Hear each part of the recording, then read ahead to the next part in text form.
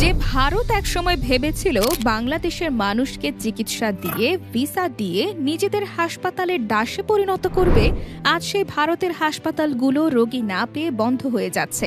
আর এটা কোনো কাকতালীয় ঘটনা নয়, এটা বাংলাদেশের নির্ভরতা ভাঙার এক সুস্পষ্ট বিজয়।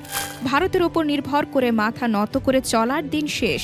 আজ বাংলাদেশ নিজের শক্তিতে চীন, তুরস্ক, সৌদি আরবের মতো বিশ্ব শক্তিধর দেশগুলোর বিনিয়োগ নিয়ে ভারতের বুকে আঘাত হানছে, যেটা কোনো অস্ত্র দিয়ে করা হয়নি, হয়েছে কৌশলে, পরিকল্পনায়, উন্নয়নের মাধ্যমে। বাংলাদেশের গণ অভ্যুত্থানের পরপরই ভারতীয় দম্ভ চূড়ান্ত পর্যায়ে পৌঁছায়। ভিসা বন্ধ করে দেয়, ভেবে নেয় বাংলাদেশের মানুষ চিকিৎসার জন্য কাকের মতো কান্নাকাটি করবে। মোদীর সরকার হয়তো ভেবেছিল তারা বাংলাদেশের ঘাড় মুচড়ে ভিক্ষুক বানাবে, কিন্তু তাদের সেই ভ্রান্ত ধারণাকে বাংলাদেশের জনগণ একেবারে মাটিতে গুঁড়িয়ে দিয়েছে। আজ সৌদি আরব, চীন, তুরস্ক মিলিয়ে প্রায় $15 বিলিয়ন বিনিয়োগ আসছে বাংলাদেশের স্বাস্থ্য খাতে।